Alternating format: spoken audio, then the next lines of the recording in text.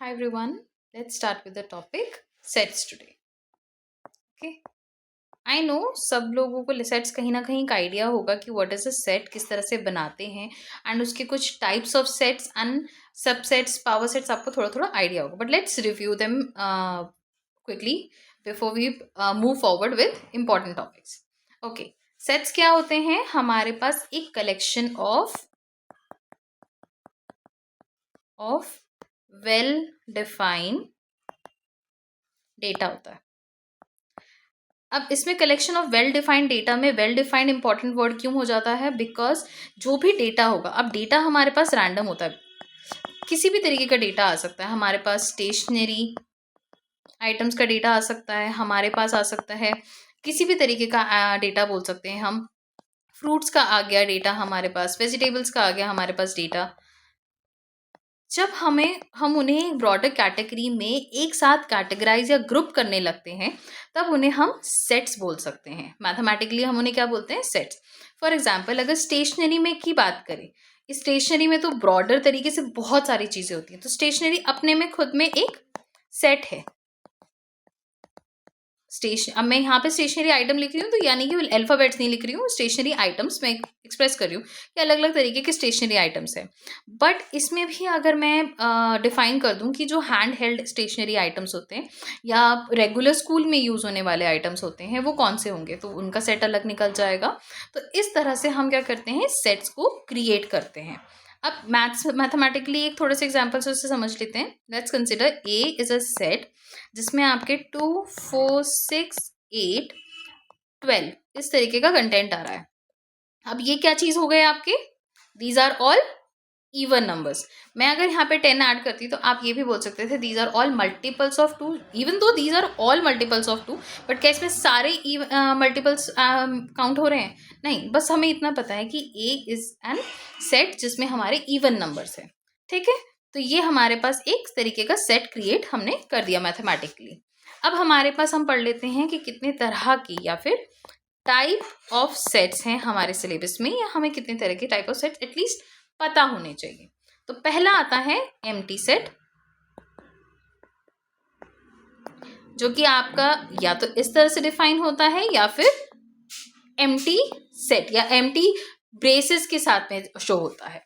फिर आता है आपका फाइनाइट एंड इनफाइनाइट सेट. अब ये फाइनाइट इनफाइनाइट का मतलब क्या होता है? फाइनाइट एनीथिंग जो कि काउंटेबल है, जिसको हम काउंट कर सकते हैं, एक पर्टिकुलर नंबर तक जाती है. इनफाइनाइट मतलब हम उसे काउंट नहीं कर सकते, वो इन्फिनिटी तक जा रही है.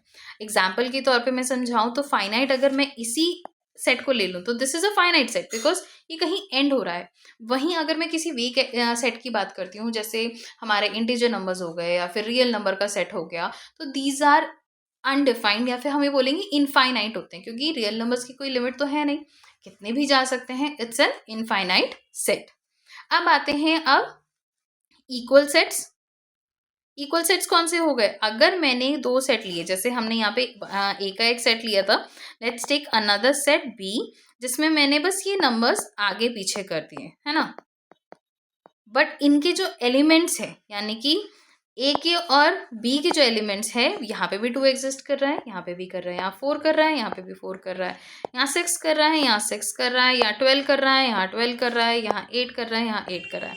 दैट मीन्स अगर हम इन सेट्स के एलिमेंट्स को इंडिविजुअली चेक करें तो ए एंड बी के सेट्स एलिमेंट्स बिल्कुल मैच खाते हैं, यानी कि वो आपस में इक्वल सेट्स हैं. तो these are some of the important sets जो हमारे को टाइप्स ऑफ सेट्स हमें पता होने चाहिए.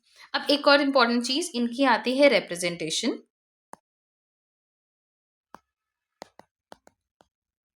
रिप्रेजेंटेशन क्यों इंपॉर्टेंट है? क्योंकि अभी तक आप जो भी सेट पढ़ते आए हैं, ज़्यादातर हमने एक ही तरीके से उन्हें दिखा है. एक सेट का नाम होगा, ब्रेसेस होंगे, कुछ एलिमेंट्स होंगे, let's say A B C and D को एलिमेंट्स होंगे और ब्रेसेस क्लोज हो जाएंगे. तो ये आपका एक स्टैंडर्ड फॉर्म में होता है, जिसको ज़्यादातर आपने देखा होगा, हर कोई यूज़ करता है, हर बुक्स में इसी तरह से क्वेश्चंस लिखे जाते हैं. तो इन्हें क्या बोलते हैं हम? रोस्टर या टैब्यूलर फॉर्म. सेकेंड फॉर्म आता है, इसको मैं लिख देती हूँ, टैबुलर फॉर्म. सेकंड आता है हमारा set builder form.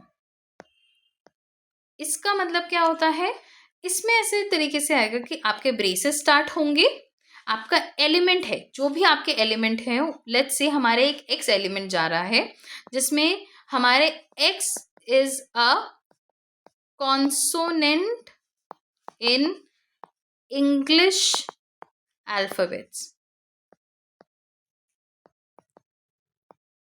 That means x, ये वाला जो सेट रहेगा, इस सेट में एक्स के सिर्फ वो एलिमेंट्स रहेंगे, या फिर एक्स ऐसे एलिमेंट्स हैं जो कि सिर्फ कॉन्सोनेंट्स हैं, कहाँ पे, इंग्लिश अल्फ़ाबेट में। अब इंग्लिश अल्फ़ाबेट में तो सबको पता होगा ना कि जो ए टू जेड जाता है उसमें ए ई आई ओ यू हमारे वॉवल्स हैं, एंड रिमेनिंग अल्फ़ाबेट्स हमारे क्या है, कॉन्सोनेंट्स है। तो क्या हो गया, ये वाला अगर मैं लेके आती हूँ अपना सेट, लेट्स से ये हमारा एक ए सेट है और इसको हमने एक्स के हिसाब से डिफाइन किया है, यानी कि हमने इसे सेट बिल्डर फॉर्म में डिफाइन किया है।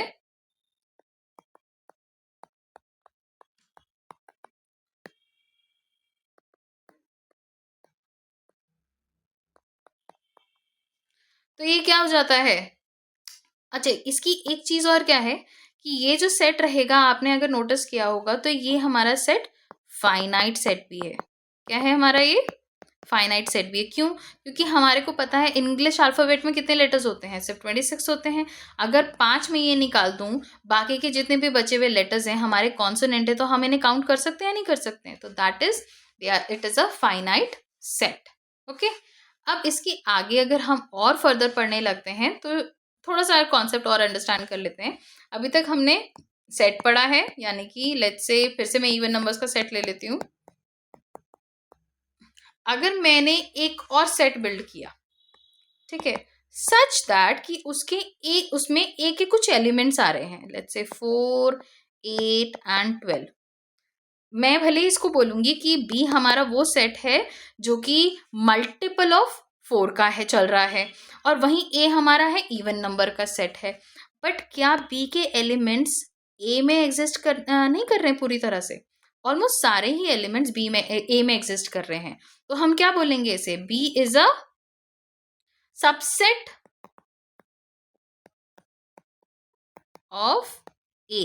तो ये सबसेट का मतलब होता है, यानी कि अगर हमारे पास एक बहुत बड़ी ब्रॉडर कैटेगरी का एक सेट पड़ा है और उसमें काफ़ी सारे, भले ही उसकी एक डिफाइंड रूल्स हैं, डिफाइंड डेटा है, बट उसी के काफ़ी सारे एलिमेंट्स हमारे एक और सेट में एग्जिस्ट करते हैं, जो कि आप ये समझ लो अगर बी कोई सेट है उसके ऑलमोस्ट सारे ही एलिमेंट्स हमारे ए में हैं, बट ज़रूरी नहीं है कि एक ए में बी सॉरी बी में ए के सारे एलिमेंट्स हो, ये जरूरी नहीं है।